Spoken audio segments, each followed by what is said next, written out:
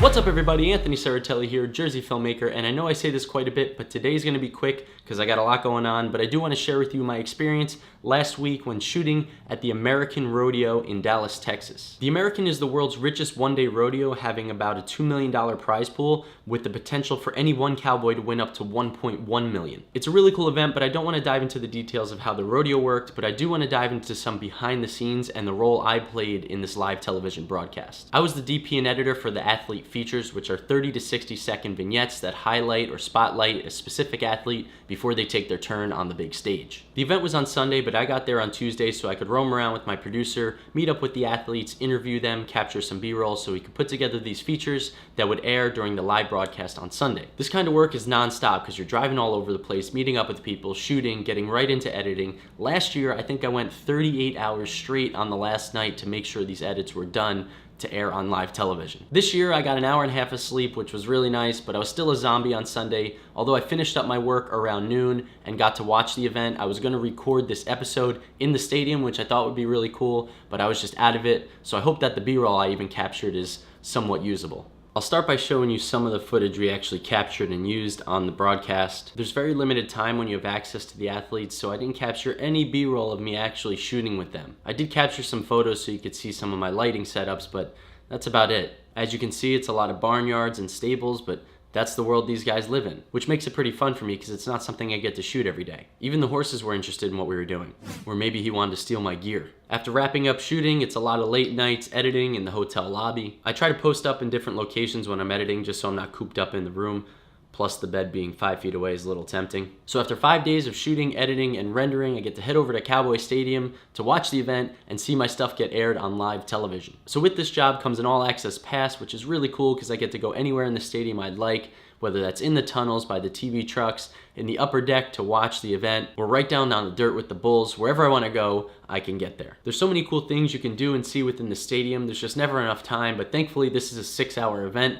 It's a little lengthy, but it works out for me because I get to explore a little bit. But one of my favorite things to do is sit in the truck and watch the craziness of the broadcast. You got the producer yelling out things that are coming up. You got the director calling out cameras. You got the graphics guys letting them know what graphics are ready to go up on the screen. The switcher controls all the cameras and graphics you'll actually see on the program. You got the EVS guys in the back controlling all the replays. Sometimes there's network executives hanging around to see how the broadcast is going. Underneath, there's usually a tech guy or two in case anything goes wrong and needs to be fixed right away. And I just sit in the back and watch it all happen because my job was done the 5 days before. One cool thing that did happen that I didn't know about until that day was while a couple of my features were airing on live television, they were simultaneously rolling on the Jumbotron in the stadium, which was awesome. 180 foot by 75 foot, something like that size screen.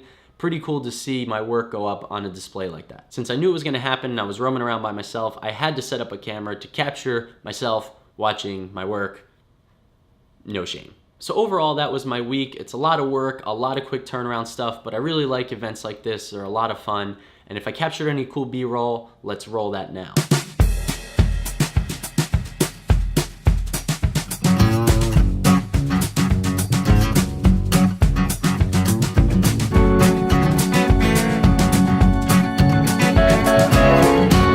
There he is. I've been looking for you. What? Oh, look what you have. You'll never guess the places that I've been. You never guess the places that I've been. Cause everything is like a dream, yeah, but only in that dream that I live in. Never gonna lose the ones I love. Never gonna lose the ones I love.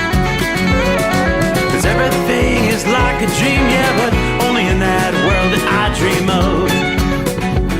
Oh, don't wake me up before you go, cause I can't face this day alone.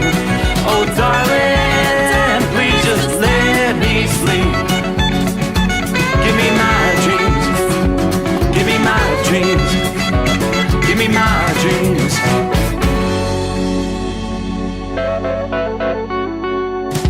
And that's all I got for today. I hope you found this cool or informative in some way. If you liked it, please hit that like button, subscribe if you haven't already, and click the little bell so you get alerts to all future episodes. If you have any comments or questions, as always, you can leave them right below or contact me on any of my social medias, Instagram, Twitter, or Facebook, @Jersey Filmmaker. Thanks so much for watching. Be on the lookout for more episodes. But until then, as always, remember to get out there, don't wait, go create, and I'll see you next time.